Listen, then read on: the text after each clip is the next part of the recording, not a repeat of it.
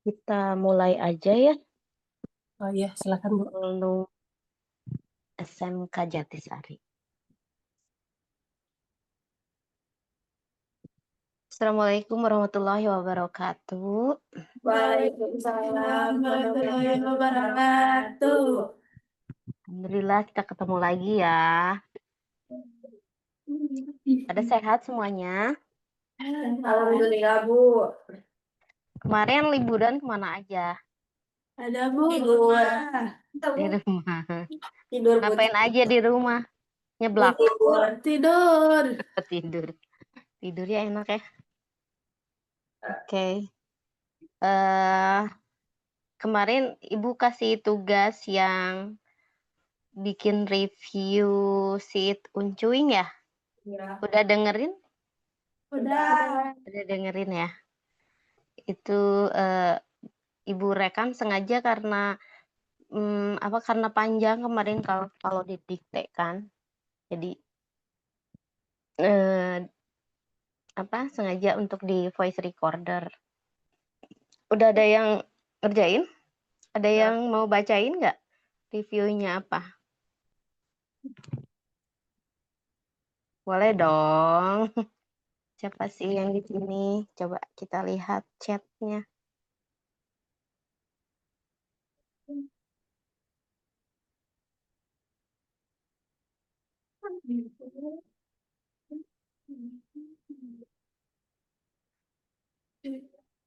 Siapa yang sudah datang nih?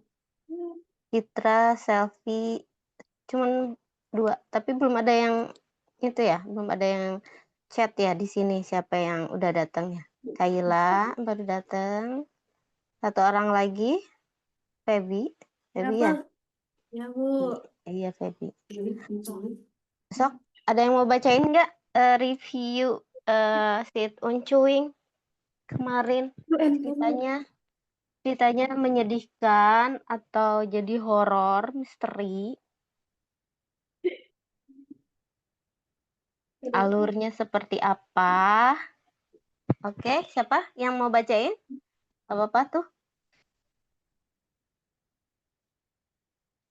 Feby mau bacain nggak? Ya Bu. Ayo bacain review kemarin tentang sheet Uncuing itu apa sih, tentang apa? Ayo, siapa? Ibu. Selfie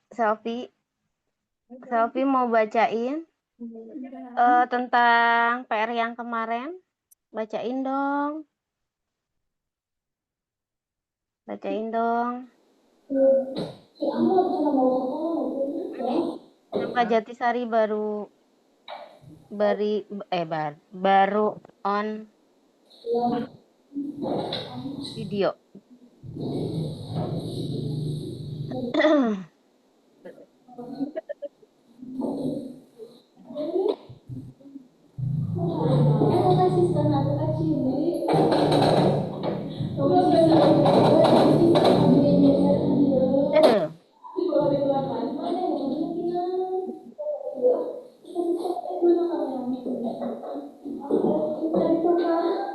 Oke, Wilujeng enjing ieu SMK Jatisari. Sarangeo. Annyeong.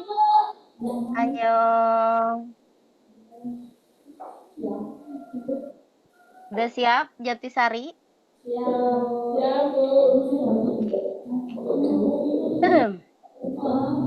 Oke ya, kita dari awal lagi. Tugas yang kemarin untuk mereview tentang cerpen sheet Uncuing. Siapa aja yang sudah mengerjakan tadi? Ibu udah masuk ya, udah masuk ada yang ngirim tugas nih dari Imas. Imas deui cenah Imas deui. Boleh dong. Siapa yang dari Jari Marga Mulia tadi belum bacain ya reviewnya?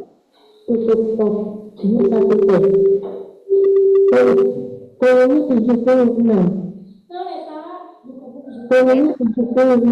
Apa ini? Dia kok beda setuju ya biar itu yang dilakukan dia. Apa itu suara apa ya? Tolong tolong dikondisikan, itu suara apa? Ini satu tes. Itu tenang Lesa. Oh, Polanya upacara. 74. Oke ya, kita mulai lagi ya. SMK Jatisari, siap? Siap ya? Ya.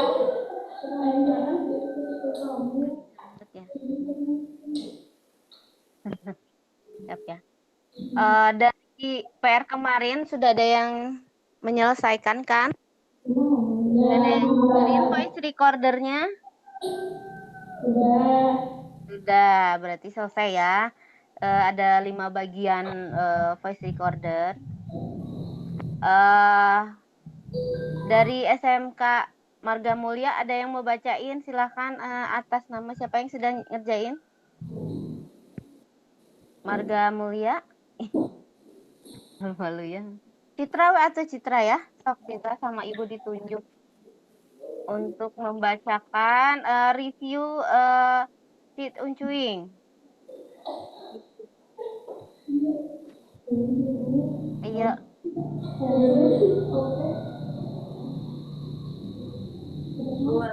Uncuing. Penulis Riga Diah Pitaloka. Sinopsis. Cerpen ini mengisahkan tentang kerinduan Arum terhadap kakaknya Nining yang pergi merantau untuk memperbaiki ekonomi keluarga. Kepergian Nining dilatar belakangi oleh kesulitan ekonomi setelah abah atau ayah mereka meninggal dunia akibat sakit yang tidak diobati. Arum sangat menendungkan Nining dan terus berharap kakaknya kembali. Situasi diperburuk dengan munculnya kembali si It Uncuing, buruh yang dipercaya sebagai pembawa kabar duka. Hingga suatu malam, Arum mendengar suara Nining dan merasa tolong kakak. Namun ternyata Nining tidak ada.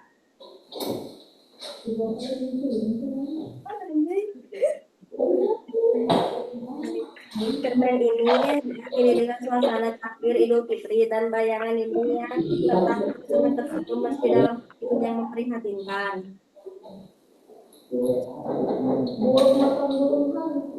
Ya.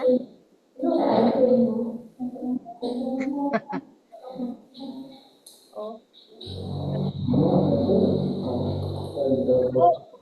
Ya. Udah. Udah? Oh, udah. Temanya tentang apa sih kira-kira, tentang tema cerpennya tentang apa? Kerinduan, kepercayaan.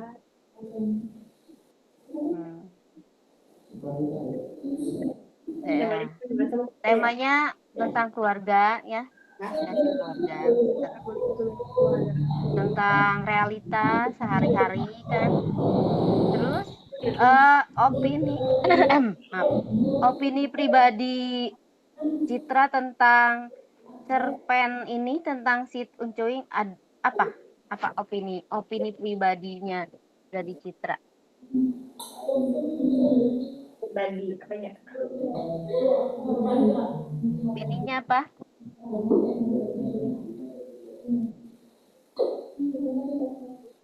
Opininya apa?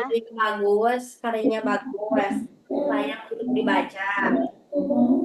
Pesan pentingnya keluarga, pengorbanan, dan harapan disampaikan dengan baik melalui alur cerita yang menarik dan bahasa yang indah.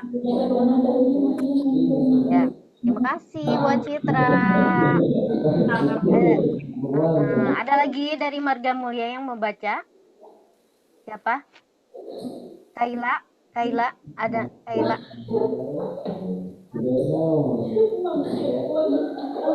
Atau kita pindah dulu, nanti Kaila setelah Jatisari ya. Dari Jatisari ada yang mau baca reviewnya? Pokoknya Bu ketinggalan. Airahma hadir? Gak masuk. Oh, nggak masuk. Siapa yang Siapa yang itu teh ya? Udah absen belum ya? Dari SMP. Absen dulu atuh sayang. Absen dulu sambil absen. Aduh. Tetep ini. Nopi. Ada nggak Nopi? Hadir, coba bacain Nopi. Nopi bacain. di rumah. Ah, apa gimana Nop? Di rumah. Apanya? Bukunya. Bukunya? Kenapa nggak dibawa? Nggak lihat jadwal, Bu. Astri, coba Astri ada. Astri hadir nggak? Astri hadir nggak? Astri hadir? Nah, tacan beres. Siapa yang udah beres?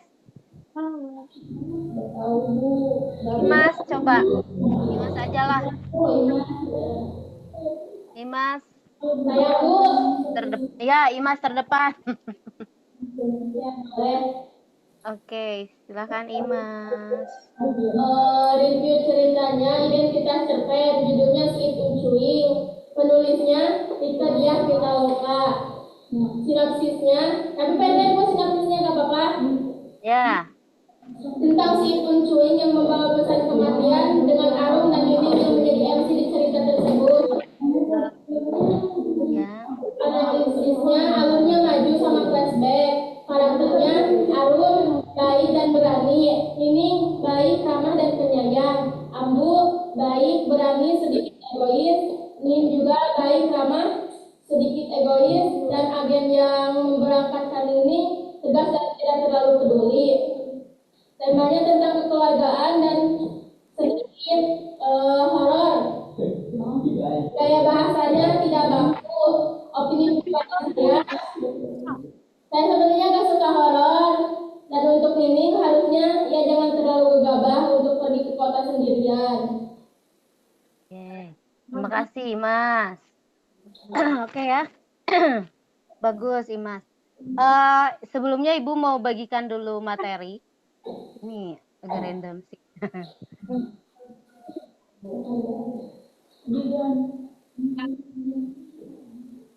Kelihatan? Kelihatan. Oke, kita bahas tentang sinopsis. Itu review yang kemarin Ibu berikan kan terdiri dari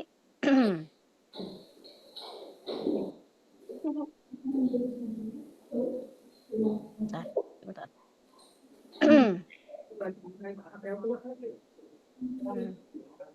Review kemarin tuh kan harusnya identitas, tadi kan judul adalah Si Tuncuing. Penulisnya adalah Rike Diah Pitaloka. Sinopsisnya, latarnya di mana sih? Cerita ini bercerita di daerah Garut ya. Kan tadi ada Ciledug, ada pabrik dodol, pabrik coklat, itu latar tempatnya ada di Garut. Karakter Nining seperti apa? Semuanya baik ya, semuanya karakter baik. Cuma di sini karakter Nining itu sangat kerja keras, tetapi keras kepala gitu ya. Dan dia juga rela berkorban untuk keluarganya. Arum seperti apa? Arum tuh baik gitu ya di situ. Karena Arum anak kedua, bungsunya dari Ambu, jadi agak sedikit manja, tapi dia penyayang, sangat penyayang kepada keluarganya. Nin sifatnya seperti apa? Ayo, Ambu seperti apa? Baik juga ya, semuanya di situ baik, tidak ada karakter antagonis ya, semuanya protagonis. Karakter Nin itu bijaksana, Ambu juga bijaksana tapi sedikit panikan. Itu suara apa ya? Suara apa itu? Halo, itu suara apa ya? Yang 8 Bu, maaf. Nah, telepon. Peristiwa. Nah, sinopsis ini sebenarnya kita bahas dulu ya. Yang ke pengertian sinopsis. Sinopsis adalah ringkasan singkat dan padat dari sebuah naskah, film, novel, atau karya lainnya yang menggambarkan keseluruhan alur cerita, tokoh utama, dan konflik secara garis besar tanpa menghilangkan inti cerita. Tujuannya adalah memberikan gambaran umum agar menarik minat pembaca atau penonton untuk mengetahui karya aslinya lebih lanjut. Bisa dipahami sinopsis? Ada, Dek? Bisa dipahami ini ya? Ya, Sinopsis itu adalah seperti rangkuman ya, rangkuman cerita. Misalkan yang tadi seorang anak yang bernama, bukan anaknya mungkin, kita ibu menggambarkan Nining ini berusia sekitar 18 tahun lah ya, lulus sekolah misalkan. Nining pergi ke Arab Saudi untuk menjadi TKW ya, menjadi seorang TKW karena kesulitan hidup yang dialami di Indonesia, tepatnya di daerah Garut. Semua ini dilatar belakangi karena Nining ingin membahagiakan keluarga. Maka Nining pergi ke luar negeri. Tapi sebelumnya Ambu dan Nin mencegah. Namun karena tekad bulat dan kerja keras Nining, maka Ambu dan Nin menyetujuinya kan. Di situ. Namun setelah bertahun-tahun, tahun pertama, tahun kedua baik-baik saja. Di tahun berikutnya ternyata Nining mengalami kekerasan dalam pekerjaannya. Di situ kan Nining diceritakan bonyok ya. Bonyok. Iya, diceritakan bonyok ya karena ada kekerasan dalam pekerjaannya. Mungkin di luar negeri Nining sebagai ART mengalami kekerasan pemukulan oleh majikannya tanpa diketahui oleh keluarganya. Tiba-tiba Nining pulang ke Indonesia dalam keadaan meninggal dunia. Di situ memang ada apa istilahnya cerita horor ya, horor misteri. Ternyata orang Sunda itu percaya bahwa burung si uncuing itu bisa mengabarkan kabar yang buruk, terutama kabar kematian. Beberapa kali kan si uncuing itu datang ke rumah gitu ya. Ketika Abah meninggal juga si uncuing itu mengabarkan kepada Nin kan, keluarganya juga gitu. Tapi sempat menghindari kepercayaan itu Nining dan Arum, tapi ternyata Abah meninggal juga. Iya. Yang keduanya si uncung itu datang kembali kan,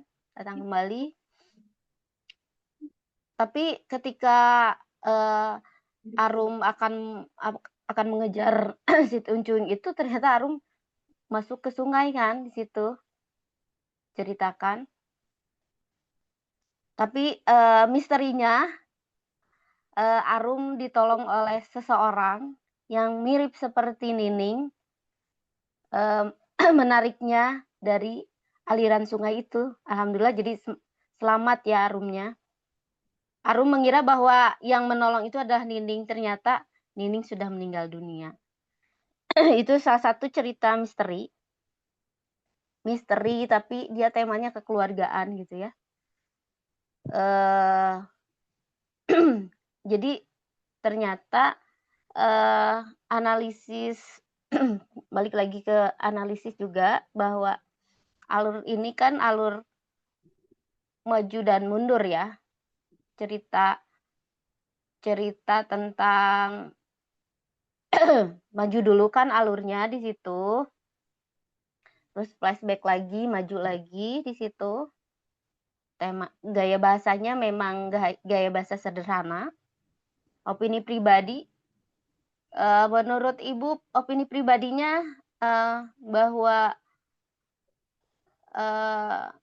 sangat baik untuk memperjuangkan keluarga, namun harus memikirkan keselamatan pribadi gitu ya. Harus memikirkan keselamatan pribadi karena mungkin, menjadi TKW itu tidak mudah karena harus hidup di negara lain, membutuhkan, mental yang kuat. Terus, Ibu juga baca bahwa ternyata, Nining itu daftar ke TKW ilegal. Jadi tidak ada pertanggungjawaban jika Nining terjadi sesuatu ternyata ya. Jadi memilih sebuah lembaga legal, untuk, menjadi TKW itu sangat penting gitu. Begitu ya adik-adik? Oke. Kita jadi itu, sinopsisnya seperti itu ya.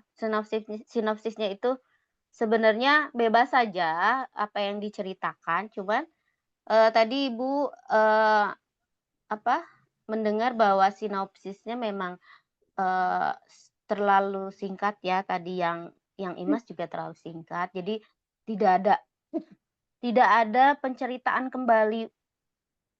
Jadi ringkasan cerita itu, adalah menceritakan kembali, inti ceritanya, alur ceritanya seperti apa. Di situ termasuk juga ada latar, karakter, dan peristiwa gitu ya. Oke, lanjut. Ciri-ciri sinopsis itu harus singkat dan padat, tapi bukan berarti harus memiliki 2 kalimat.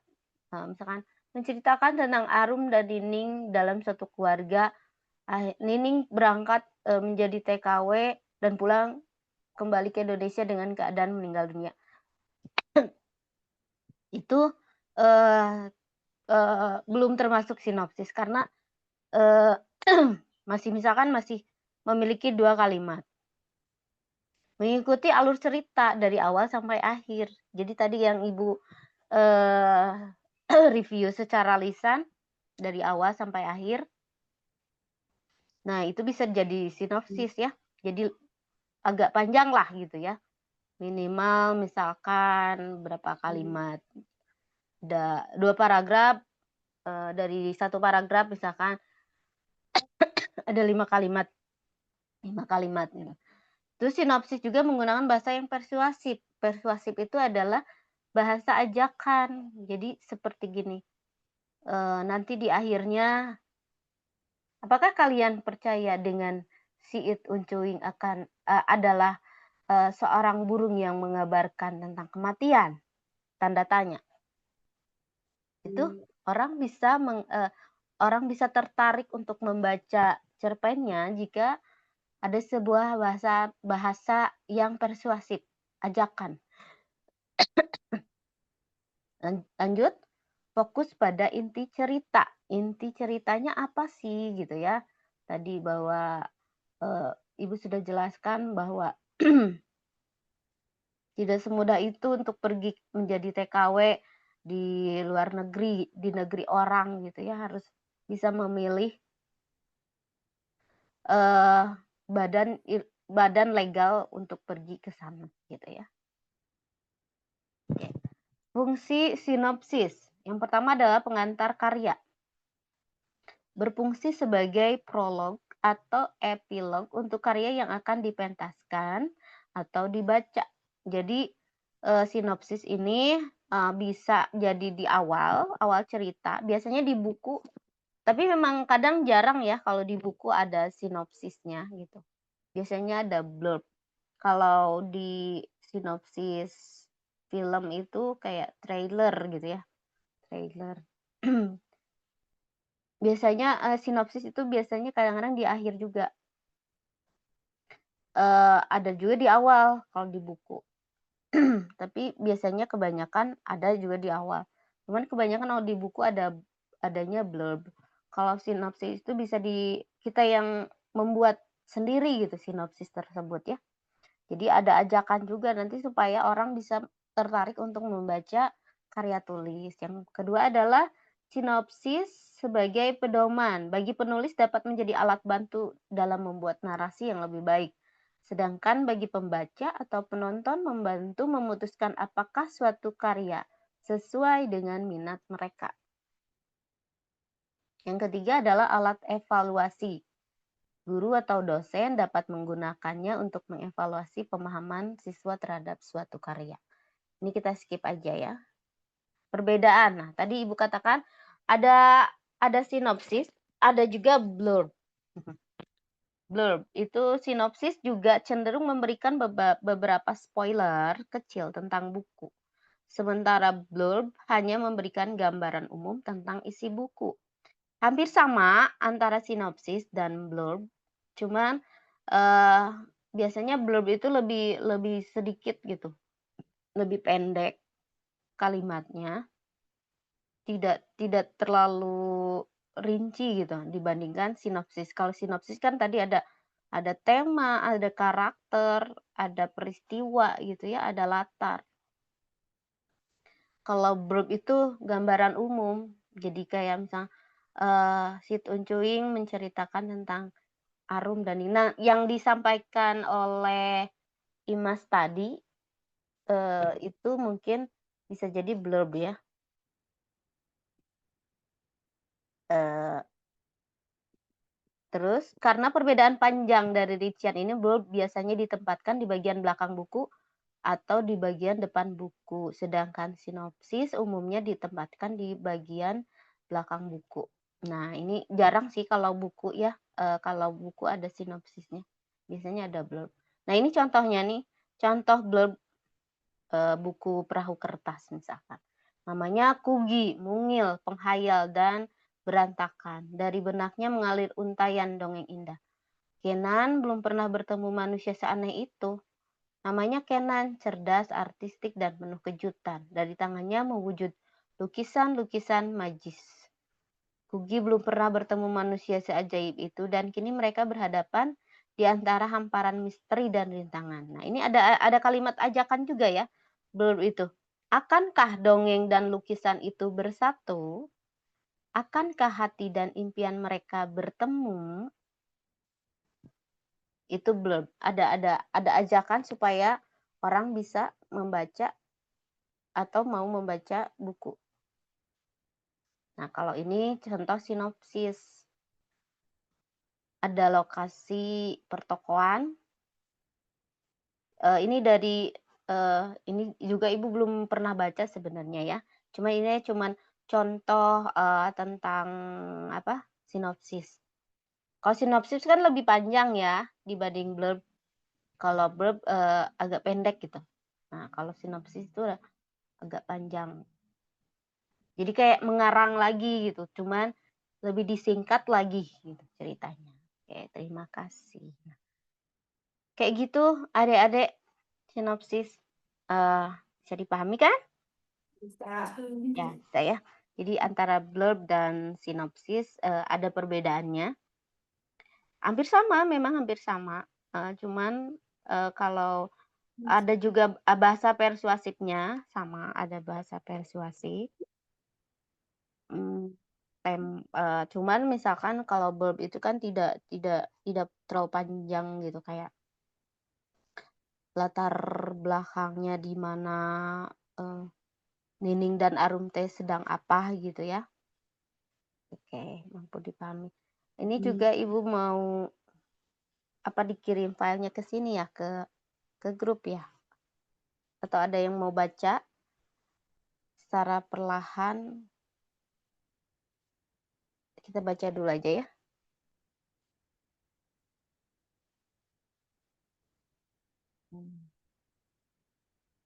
Kelihatan? Kelihatan ya. Ketika laut marah. Siapa yang mau baca? Siapa yang mau baca dari Marga Mulia? Febi mau baca nggak? Sampai sini. Oke, sok baca, Febi. Hari nelayan-nelayan tak bisa turun ke laut. Pada malam hari hujan lebat turun. Gemuruh gelombang, tiupan angin kencang di kegelapan malam seolah-olah memberi tanda bahwa alam sedang murka, laut sedang marah. Bahkan bintang-bintang pun seolah tak berani menampakkan diri. Nelayan-nelayan miskin yang menggantungkan rezekinya pada laut setiap hari bersusah hati. Ibu-ibu nelayan terpaksa merelakan menjual emas simpanannya yang hanya 1-2 gram untuk membeli kebutuhan sehari-hari. Mereka yang tak punya benda berharga terpaksa meminjam pada lintah darat. Namun selama hari sulit itu ada pesta di rumah Pak Pak Yus. Tak ada yang menentang laut dan Pak Yus juga bukan orang kaya. Pak Yus hanyalah nelayan biasa seperti para tetangganya. Pada hari-hari sulit itu, Pak Yus menyuruh istrinya memasak nasi dan beberapa macam lauk pauk banyak-banyak. Lalu ia mengundang anak-anak tetangga yang berkekurangan untuk makan di rumahnya. Dengan demikian, rengek tangis anak yang lapar tak terdengar lagi, diganti dengan perut kenyang dan wajah berseri-seri. Kini tibalah hari kelima. Pagi Ibu Yus memberi laporan, Pak, uang kita tinggal 220. Kalau hari ini kita menyediakan makan lagi untuk anak-anak tetangga. Besok kita sudah tak punya uang. Belum tentu nanti sore Bapak bisa melaut. Pak Yus terdiam sejenak. Sok tubuhnya yang hitam melangkah keluar rumah, memandang ke arah pantai dan memandang ke langit. Non jauh di sana segumpal awan hitam menjanjikan cuaca buruk dan terang. Kemudian ia masuk ke rumah dan berkata, "Mantap, Ibu pergi saja ke pasar dan berbelanja seperti kemarin. Ajak anak ajak anak-anak tetap urusan besok jangan dirisaukan."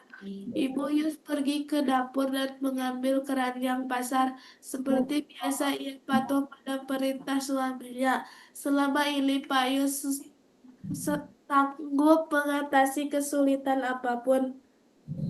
Sementara itu, Pak Yus masuk ke kamar dan berdoa, mohon agar Tuhan memberikan cuaca yang baik nanti petang dan malam. Dengan demikian, para nelayan bisa pergi ke laut menangkap ikan dan besok ada cukup makanan untuk seisi desa. Siang harinya anak-anak makan di rumah Pak Yus. Mereka bergembira setelah selesai. Mereka menyalami Pak dan Bu Yus lalu mengucapkan terima kasih. Pak Yus, apakah besok kami boleh makan di sini lagi? Seorang gadis kecil yang dong. Ya. Nih, satu lagi. Ada 2 halaman. Yang Adiknya bertanya. matanya yang besar hitam memandang penuh harap. Ibu Yus tersenyum sedih. Lata tahu harus menjawab apa, tapi dengan mantap dengan suaranya yang besar dan berat, Pak Yus berkata, tidak, tidak titik, besok kamu makan di rumahku dan semua anak ini akan makan enak di rumahnya masing-masing. Titi dan adiknya tersenyum. Mereka percaya pada perkataan Pak Yus. Pak Yus nelayan halaman. Mungkin ia tahu bahwa nanti malam cuacanya akan cerah dan para nelayan akan panen ikan. Kira-kira jam 4 petang, Pak Yus keluar rumah dan memandang ke pantai. Laut tenang, angin bertiup sepoi-sepoi dan daun pohon kelapa gemerisi keringan. Segumpal awan hitam yang menjanjikan cuaca buruk sirna entah kemana lah pergi tanpa pamit. Malam itu Payus dan para tetangganya pergi melaut. Perahu meluncur tenang, para nelayan berhasil menangkap banyak ikan. Ketika fajar mereka perahu-perahu mereka menuju pantai dan disambut oleh para anggota keluarga dengan gembira. Pak Yus teringat pada anak-anak tetangga. Tuhan telah menjawab doanya. Semua nelayan itu mendapat rezeki.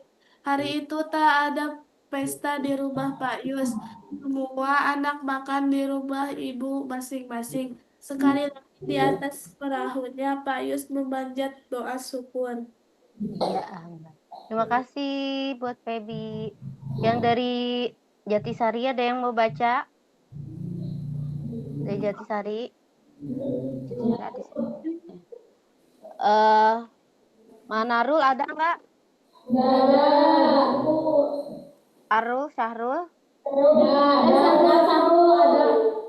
Ada Syahrul. Coba baca Syahrul. Iya. Tinggal ke? Tinggal lu. Nyasok, baca. Sudah 4 hari nelayan-nelayan tak bisa turun ke laut. Pada malam hari hujan lebat turun. Kembali bu, tanahku saya. Kah? Kayak? Nah, ngilang ya? Kalau kedap. Oh, menghilang.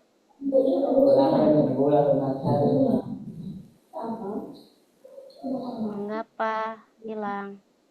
Lah. Sebentar. Kenapa ya? Error ya? Ibu kirim dari itu aja ya, dari grup ya. Ya, Bu. Oke. Kayaknya lagi error deh itunya. Apa? PDF. Bentar ya.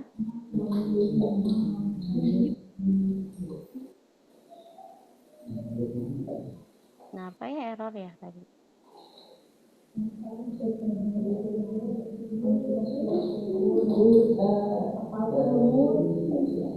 Silahkan Syahrul boleh dibaca, ada di grup.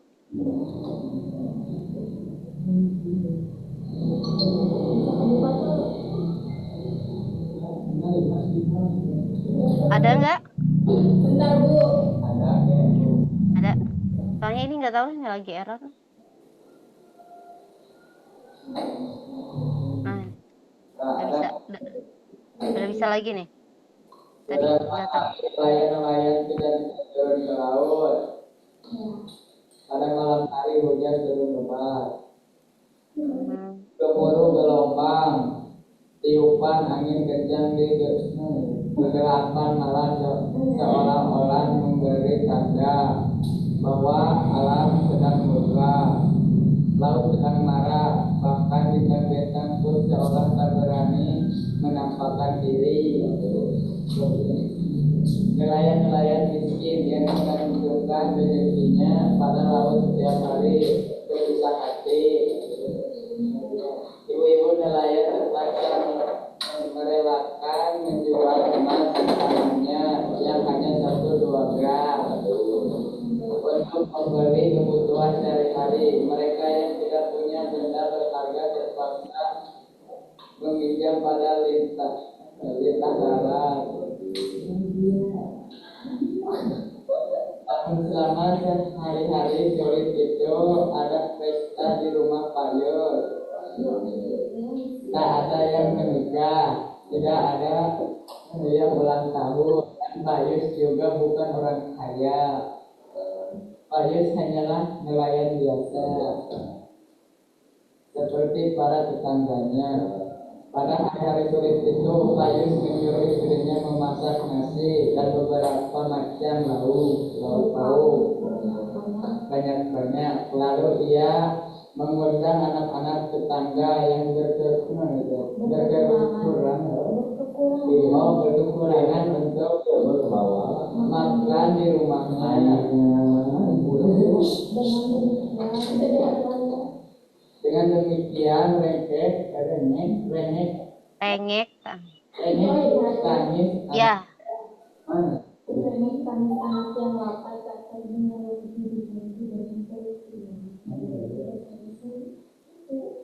ya lanjut.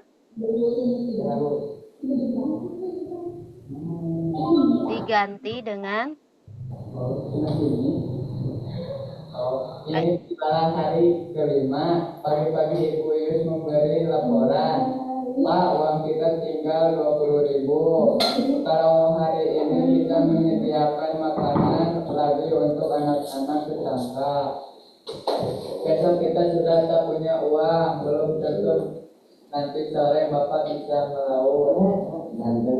Payus terdiam sejenak. Esok tubuhnya yang kukuh melangkah keluar rumah, memandang ke arah pantai dan memandang ke langit. Nun jauh di sana segumpal awan hitam menjanjikan cuaca buruk nanti petang. Kemudian dia masuk ke rumah dan berkata, mantap, Ibu pergi saja ke pasar dan berbelanja seperti kemarin. Ajak anak-anak tetangga makan. Urusan besok jangan dirisaukan. Ibu Yus pergi ke dapur dan mengambil keranjang asar. Seperti biasa, dia patuh pada perintah suaminya. Selama ini Pak Yus sanggup mengatasi kesulitan apapun. Sementara itu Pak Yus masuk ke kamar dan berdoa. Ia mohon agar Tuhan memberikan cuaca yang baik nanti petang dan malam. Dengan demikian para nelayan bisa pergi ke laut menangkap ikan dan besok ada cukup makanan untuk isi desa. Siang harinya anak-anak makan di rumah Payus. Mereka bergembira. Setelah selesai mereka menyalami dan Buyus lalu mengucapkan terima kasih. Payus, apa kabar, besok kami boleh makan di sini lagi?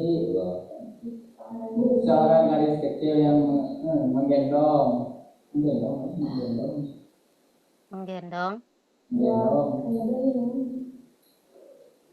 Ada. Adiknya bertanya. Matanya yang besar hitam memandang penuh harap. Ibu Yus tersenyum serius. Ia tak tahu harus menjawab apa. Tapi dengan mantap, dengan suaranya yang besar dan berat, Payus berkata, tidak, Titi. Besok kamu makan di rumahmu dan semua anak ini akan makan enak di rumahnya masing-masing. Titi dan adiknya tersenyum. Mereka percaya pada perkataan Payus. Payus nelayan berpengalaman. Mungkin dia tahu bahwa nanti malam cuaca akan cerah dan para nelayan akan panen ikan. Kira-kira jam 4 petang, Payus keluar rumah dan memandang ke pantai. Lalu tenang. Laut tenang, angin bertiup sepoi-sepoi dan daun pohon kelapa gemerisik ringan. Segumpal awan hitam yang menginjakan cuaca buruk menjanjikan cuaca buruk sirna entah kemana. ia pergi tanpa pamit. Malam itu Payus dan para tetangganya pergi melaut. Perahu meluncur tenang. Para nelayan berhasil menangkap banyak ikan. Ketika fajar merta, perahu-perahu mereka menuju pantai dan disambut oleh para anggota keluarga dengan gembira. Payus teringat pada anak-anak tetangga. Tuhan telah menjawab doanya. Semua nelayan itu mendapat rezeki. Hari itu tak ada pesta di rumah Payus. Semua anak makan di rumah ibunya masing-masing. Sekali lagi atas perahunya Payus memanjatkan doa syukur. Ya, terima kasih. Alhamdulillah. Alhamdulillah, terima kasih ya, Sahrul. Atas pembacaannya. Feby juga terima kasih ya. Nah, itu ada salah satu contoh cerpen juga yang menceritakan tentang judulnya apa tadi? Laut Marah ya. Laut Marah. Menceritakan tentang sebuah keluarga juga tadi, tentang keluarga, temanya tentang keluarga. Ada Pak Yus, Bu Yus, Titi, dan adiknya ya. Ada 4 karakter yang muncul di cerita itu. Diceritakan bahwa kala itu di suatu pantai, suatu daerah desa, yang pantainya itu sedang tidak baik-baik saja. Ya. Karena kebanyakan orang di situ sebagai nelayan mencari ikan. Pada saat itu ya, ketika laut dan pantainya sedang tidak baik-baik saja, mereka kesulitan ekonomi. Ada yang terlilit hutang. Tadi ada kata lintah darat. Lintah darat itu ada yang tahu apa itu lintah darat? Rentenir ya. Rentenir. Jadi banyak orang-orang desa di situ yang terlilit hutang kepada rentenir karena kesulitan ekonomi. Kesulitan ekonominya itu karena tadi mereka kesulitan untuk mencari ikan-ikan di laut karena tadi cuacanya yang tidak baik-baik saja. Tapi dengan kebesaran hati Pak Yus mengundang anak-anak tetangganya yang kelaparan karena Pak Yus tidak tega melihat anak-anak kelaparan. Mereka mengundang anak-anak tetangganya untuk makan di rumahnya selama beberapa hari dan disiapkan oleh Ibu Yus. Ternyata Ibu Yus itu adalah seorang istri yang baik, yang taat kepada suaminya ya, apapun yang terjadi. Tadi kan, Pak, ini uang sisanya tinggal 20.000. Apakah kita bisa melanjutkan bagi-bagi makanan kepada anak-anak tetangganya? Nah, karena dengan lugasnya Pak Yus menjawab, silahkan belanja ke pasar. Ibu Yus sangat patuh kepada Pak Yus. Ibu Yus pergi ke pasar menyediakan makanan untuk anak-anaknya. Tapi di satu sela ada Titi dan adiknya kan yang tadi, apakah kita bisa makan lagi di sini Bapak gitu kan. Terus Pak Yus menjawab, tidak. Kalian akan makan di rumah masing-masing.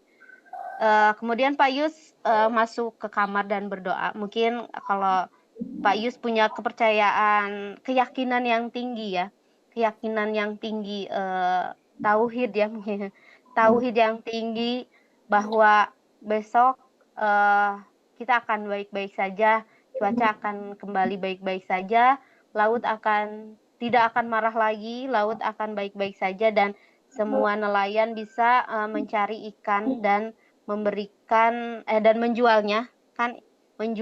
dan memberikan makan kepada keluarganya dan anak-anaknya gitu ya. Di situ ceritanya penting sekali untuk yakin bahwa esok hari itu akan baik-baik saja. Pak Yus menepis semua kekhawatiran, kecemasan terhadap hari esok. Di situ kan. Jadi Pak Yus yakin bahwa Tuhan akan selalu menyertai orang-orang yang yakin Tuhan selalu menyertai orang-orang yang sabar. Di situ kan Pak Yus sabar ya orangnya ya. Dan Tuhan itu akan melipat gandakan orang-orang yang bersedekah. Seperti Pak Yus tadi kan, Pak Yus bersedekah kepada anak-anak tetangganya. Ternyata besok Allah membalas kebaikan Pak Yus dengan keadaan laut yang baik-baik saja dan memberikan banyak ikan kepada para nelayan supaya para nelayan bisa makan dengan baik dan tidak kesulitan hidup. Itu storytellingnya ya. Oke, baik. Ada yang sudah paham tadi dari cerita Pak Yus? Paham ya?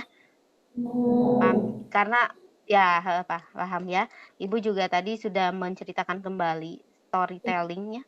Itu kalau storytelling itu diceritakan kembali ya hampir sama dengan sinopsis. Kalau sinopsis mungkin ditulis, kalau storytelling diceritakan kembali secara verbal dan lisan. Storytelling. Oke. Waktunya sudah jam 8.12. Kita lanjut besok pelajaran literasinya. Semoga tetap menyenangkan ya adik-adik dan semoga bermanfaat ya. Dapat dipahami juga hari ini pelajarannya. Besok kita ketemu lagi. Alhamdulillah. Assalamualaikum warahmatullahi wabarakatuh. Bye. Sarange, annyeong. Arigato eta kemarana eta. Terima kasih Bu Ella. Iya, Bu Ella, sama-sama kalau Bu kita Novi. bisa merangkum anak-anak sejak udah berapa minggu ya kita belajar seni budaya ya? Rangkuman ya? Seni budaya itu berapa ya? 6 minggu kita? Udah 4 kali pertemuan ya Bu? Iya. Lebih ya Bu ya? Lebih kayaknya 7 apa 8 gitu ya. Lupa saya. Iya. Ada 8 pertemuan literasi seni budaya lah. Jadi tujuannya anak-anak itu literasinya jadi baik. Literasi itu maksudnya jadi bacaannya gitu bagus ya Bu. Iya, Bacaannya iya. paham pada saat membaca buku gitu ya Bu ya. Iya.